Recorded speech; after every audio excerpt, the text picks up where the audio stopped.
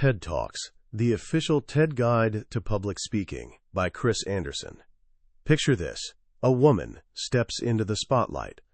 The house lights fade to black, and suddenly, 1,200 pairs of eyes lock onto her face. Her palms, drenched. Her legs, they've got that subtle shake going on. You can practically taste the tension in the air. It's that thick. She clears her throat and opens her mouth to speak. And then, something almost magical unfolds. Those 1,200 separate minds start syncing up, moving as one living, breathing organism. They gasp in unison. Laughter ripples through them like a wave. Some even find tears streaming down their faces. The speaker is doing something extraordinary, weaving the intricate patterns from her own mind directly into theirs. These ideas will stick with them forever, quietly shaping their choices for years to come. This isn't some mystical trick. It's public speaking, the timeless craft of sharing an idea that matters. For 17 years, this woman had been trapped in silence, crushed by public humiliation so devastating it nearly destroyed her. Her name was Monica Lewinsky. When she walked onto that TED stage, everything was on the line. One mistake could spiral into disaster. The fear was overwhelming. She later confessed, "Nervous is too mild a word. If we could have harnessed the power of my nerves that morning, I think the energy crisis would have been solved." Yet somehow she delivered a talk that earned a thunderous standing ovation and exploded to millions of views within days. So how did she pull it off? How did she transform paralyzing fear into calm, commanding presence? That's exactly what we're about to uncover. We're exploring TED Talks, the official TED Guide to Public Speaking by Chris Anderson, the mastermind behind TED itself. This isn't your typical collection of speaking tips. This is the insider's playbook from the organization that revolutionized public speaking for our era, racking up billions of views and spreading ideas that have genuinely transformed our world. Over the next stretch, I'm going to walk you through the essential wisdom packed into this game-changing guide. By the time we're done, you won't just have a checklist of techniques. You'll grasp the one fundamental truth that separates forgettable speeches from talks that can shift someone's entire life. You'll discover that you already possess the most crucial tool for giving an incredible talk.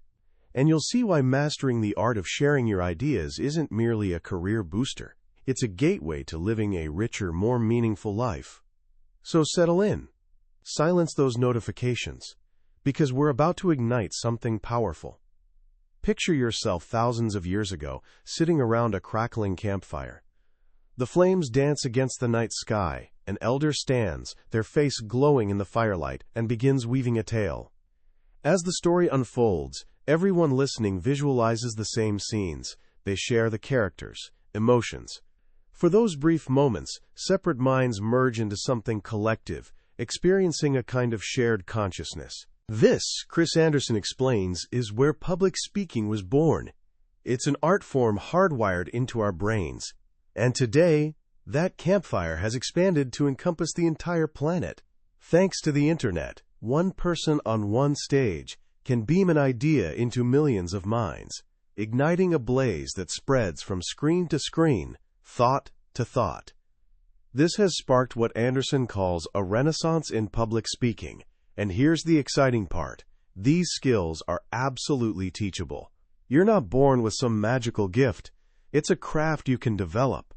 Anderson calls it presentation literacy, and he's convinced it's an essential skill for navigating the 21st century. But where do you even begin? Especially when the fear of public speaking ranks higher than heights, snakes, or even death for most people.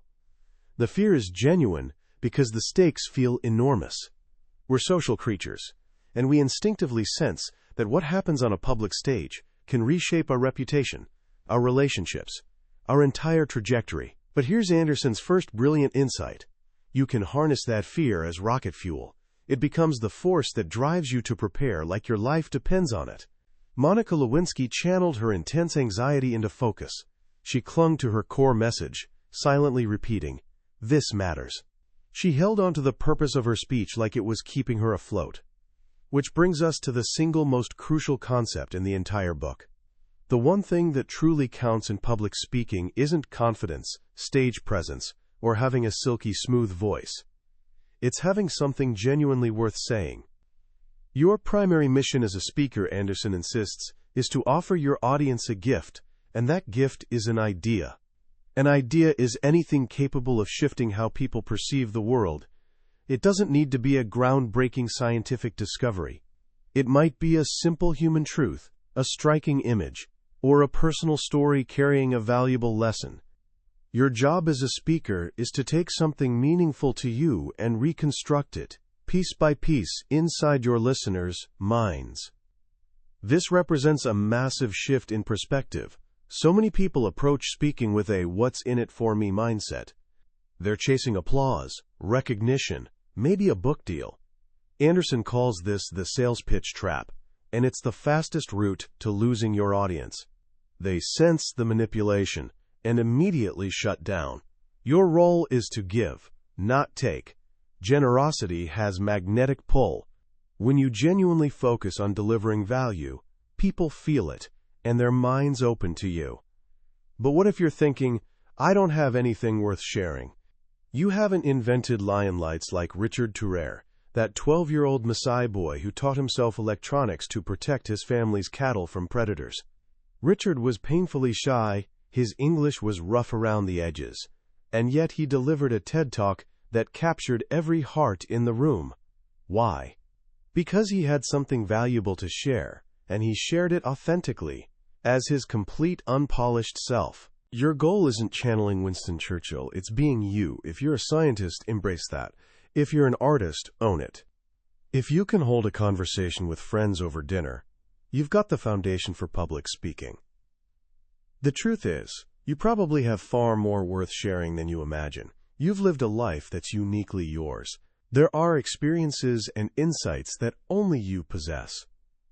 Often, what others find fascinating about you is completely invisible to yourself. Sometimes the best way to uncover your idea is simply asking a trusted friend, "When have I told you something that really stuck with you?" Once you've found the seed of your idea, the next challenge is giving it structure. This is where countless talks crash and burn. They become what Anderson calls the ramble, a speaker wandering from thought to thought with no clear destination, no connecting thread. To avoid this fate, every talk needs what he calls a through line. Imagine your talk as a journey. The through line is the path connecting every part of that journey. It's the single, sturdy cord onto which you attach every story, every example, every point you make. Here's a useful exercise. Try expressing your through line in 15 words or less. For instance, one famous TED Talks through line is, "More choice actually makes us less happy." Another is, "Vulnerability is something to embrace, not hide from." Discovering your through line forces a tough but essential decision. You've got to ruthlessly cut back what you cover. Here's the great paradox of public speaking. To create bigger impact, you often need to say less. As author Richard Bach put it, great writing is all about the power of the deleted word. The same applies to speaking. Many speakers try cramming everything they know into one short talk. The result is what Anderson calls overstuffed equals underexplained. To make an idea truly land, you need to demonstrate why it matters and flesh it out with concrete examples and stories. That takes time, so you've got to be ruthless. Kill your darlings. As speaker Brené Brown advises, plan your talk, then cut it by half. Once you've grieved the loss of half your talk, cut it another 50%. With your through line as your compass, you're ready to build your talk. Anderson lays out 5 fundamental tools that every exceptional speaker uses, often combining them. The first and most essential is connection. Before you can plant an idea in someone's mind, you need their permission. People are naturally cautious about opening their most precious possession, their mind, to a stranger.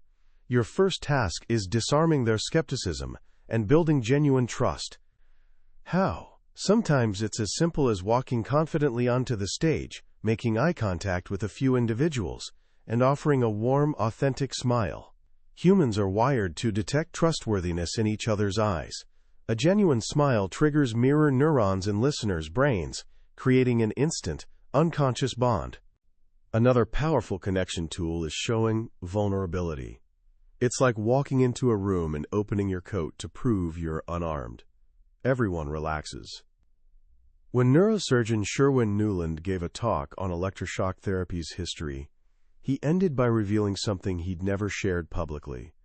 He said, "I am a man who, almost 30 years ago, had his life saved by 2 long courses of electroshock therapy. In that moment of raw vulnerability, he forged an unforgettable connection." Humor is another superweapon for building connection. When you laugh with someone, you instantly feel like allies. Sir Ken Robinson, in his talk on creativity, spent several minutes sharing hilarious stories. By the time he reached his main point, the audience was so charmed they would have followed him anywhere. The second tool is narration, in other words, storytelling. Our minds evolved alongside storytelling around those ancient campfires. Stories remain the most natural vehicle for transferring information. They have a simple, linear structure that's easy to follow, and they engage our emotions. You find yourself empathizing with the main character, feeling what they feel. This makes you genuinely care about what happens. The classic story formula features a protagonist with a goal who encounters an obstacle, leading to crisis and, ultimately, resolution. When telling a story, Anderson suggests focusing on a character the audience can empathize with, building tension, offering just the right amount of detail, not drowning them, not starving them, and ending with a satisfying resolution. Many exceptional talks are simply personal stories, with a lesson woven through them. But there's a trap. Personal stories can sometimes feel self-indulgent if they don't give the audience something they can take with them. The secret is framing your personal journey to reveal something universal, a lesson that benefits others. When explorer Ben Saunders recounted his near-fatal trek to the South Pole, he didn't end with a predictable chase your dreams message. Instead, he shared that reaching his goal felt less satisfying than the journey itself, offering a surprising takeaway.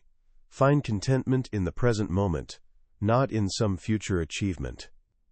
The third tool is explanation, how you break down complex concepts. The key is starting exactly where your audience is, without assuming they have specialized knowledge. You begin by sparking curiosity, posing a question or puzzle that creates a knowledge gap the brain desperately wants to fill. Then, you introduce new concepts one at a time, building on what the audience already grasps.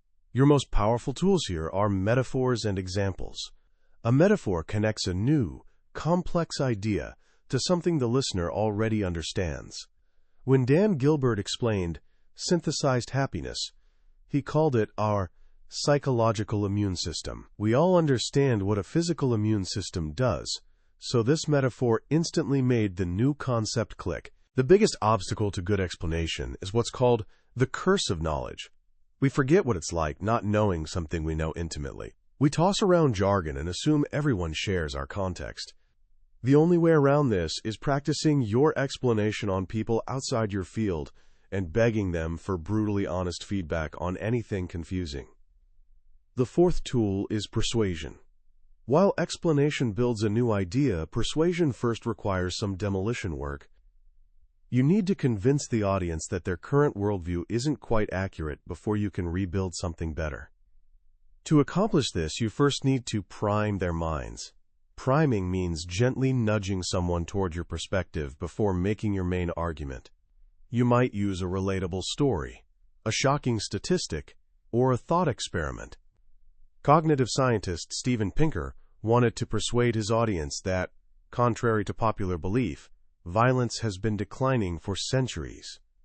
Before showing the data, he primed them by reminding them of gruesome historical practices, like public cat burning in medieval France, to illustrate just how brutal things used to be. This made his counterintuitive argument far more believable. After priming, you make your case using the most noble tool, reason. A reasoned argument, broken into small, logical if-then steps, can plant an idea that lodges in someone's mind permanently. One of the most compelling argument structures is the detective story. You start with a big mystery, explore possible solutions, and eliminate them one by one until only your solution remains. The audience feels like they've joined your investigation, and they end up persuading themselves. The final tool is revelation, the art of show don't tell. Sometimes the most powerful way to gift an idea is simply revealing it. This can take several forms.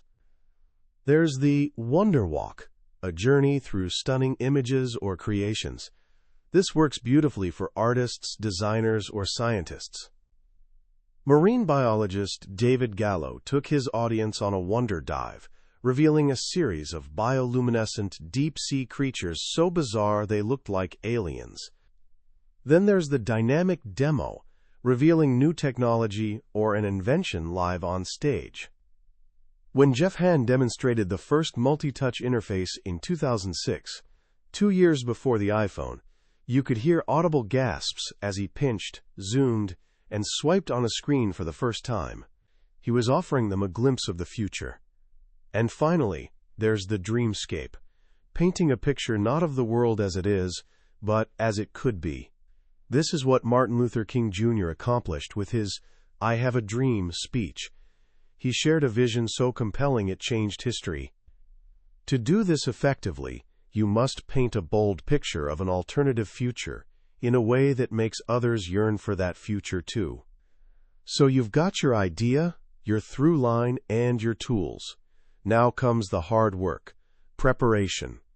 First, you need to decide on your visuals. The most important rule?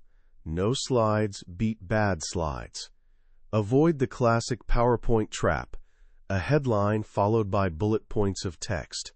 The audience just reads ahead, and your words lose all their power. Instead, visuals should accomplish what words can't. Display a stunning photograph, an elegant animation, or revelatory data. Limit each slide to a single, simple idea. Next comes the critical decision. Will you script and memorize your talk, or work from a clear structure and speak in the moment? There are strong arguments for both approaches. Scripting allows you to craft every word perfectly and maximize your time. However, it carries a significant risk, sounding robotic and rehearsed. If you choose to memorize, you must practice relentlessly, pushing past what Anderson calls the uncanny valley, that awkward phase where you're trying to remember words instead of feeling their meaning. You need to know the talk so thoroughly that it becomes second nature, allowing you to deliver it with the passion and authenticity of speaking it for the first time. Speaking unscripted, on the other hand, can feel fresh, genuine, and alive. But unscripted must never mean unprepared. You still need a rock-solid structure and must rehearse repeatedly. Many brilliant speakers who appear to be improvising have actually practiced their talk dozens of times. They aren't memorizing words.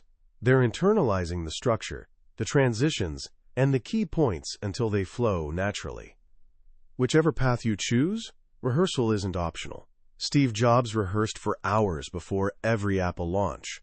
Bill Gates, one of the busiest people on Earth, meticulously prepares and rehearses his TED Talks. You should practice in front of trusted friends who will give you honest feedback. Record yourself. Time yourself. Aim to finish in about 90% of your allotted time, giving yourself breathing room for audience laughter or small stumbles. Finally, you must nail your opening and your closing. The first minute is critical for grabbing attention. Don't waste it with bland thank yous. Start with drama, spark curiosity, show a compelling image, or tease your main idea without giving it away. Your ending is what people remember most. End powerfully. You could do a camera pullback to reveal the bigger picture, issue a compelling call to action, or circle back to your opening to create satisfying symmetry. When the moment finally arrives to walk on stage, the goal is letting all that preparation fall away. Your only job is being present, connecting with the human beings in front of you, and generously sharing an idea you're passionate about. Ultimately, Chris Anderson's message radiates optimism. The rise of online video has created a global laboratory for sharing knowledge. For the first time in history, anyone with internet access can learn from the world's greatest teachers. And more importantly, anyone with an idea worth sharing now has a platform to join a global conversation. Public speaking has come full circle. From the ancient campfire to the global digital stage, its purpose remains unchanged: connecting human minds, sharing wisdom, and collectively building a better future. The stage is waiting for your contribution. As we wrap up our journey through TED Talks, I find myself reflecting on the book's deepest message. On the surface, it's a guide to public speaking, but underneath, it's really a philosophy about generosity, connection, and the transformative power of ideas. What strikes me most powerfully is how Chris Anderson democratizes this ancient art. He dismantles the myth that great speakers are born, not made. He shows us it's not about being charismatic, slick, or polished. It's about discovering something you genuinely care about and having the courage to share it. The focus shifts from the speaker to the idea, from performance to purpose. That's an incredibly liberating realization. It means you don't need to pretend to be someone you're not. In fact, the book argues that your greatest strength as a speaker is your own unique, authentic self.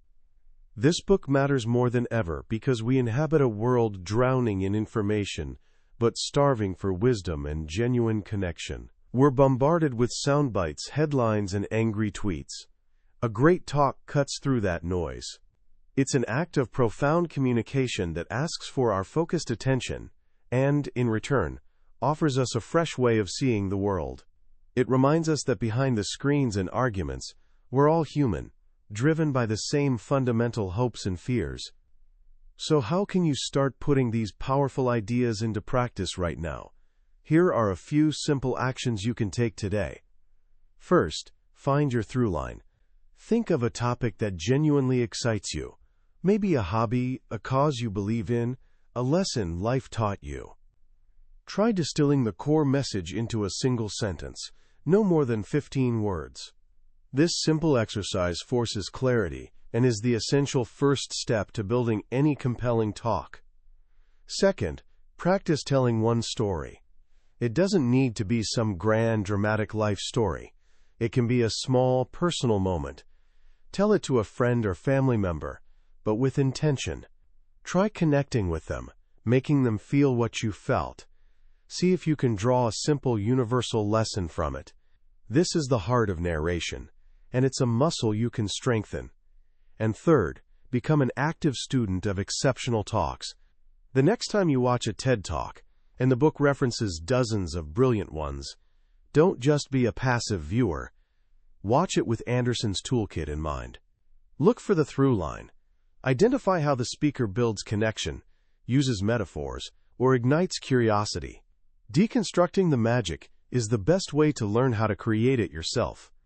In the end, Anderson leaves us with what he calls the philosopher's secret, a quote from Daniel Dennett. The secret of happiness is, find something more important than you are, and dedicate your life to it. The book suggests that the journey to becoming a great speaker begins long before you write a script or design a slide. It begins when you find that thing bigger than yourself. When you discover it, you won't just have something worth saying, you'll have a reason to say it. And that will make all the difference. That was a summary of TED Talks, the official TED Guide to Public Speaking by Chris Anderson. We've explored the core principles today, but I need to be honest with you. A summary can only ever be a map. The real treasure reveals itself when you explore the territory yourself. The true magic of a book like this unfolds in the quiet moments of reading, when a particular story or simple phrase sparks an idea that feels like it was written specifically for you. This summary is your guide to help you decide if this book deserves your time. If anything we've discussed today has sparked your curiosity or made you think, I could actually do that, then I encourage you to grab a copy. Reading it isn't just about learning public speaking. It's an invitation to discover your own voice and share it with the world. You'll find a link to the book in the description below. Also, if you've found this journey valuable, please take a moment to hit that like button and subscribe to the channel. It helps us know we're on the right track and ensures you won't miss our next deep dive into another transformative book from the billionaire's bookshelf. Let's keep learning and growing together.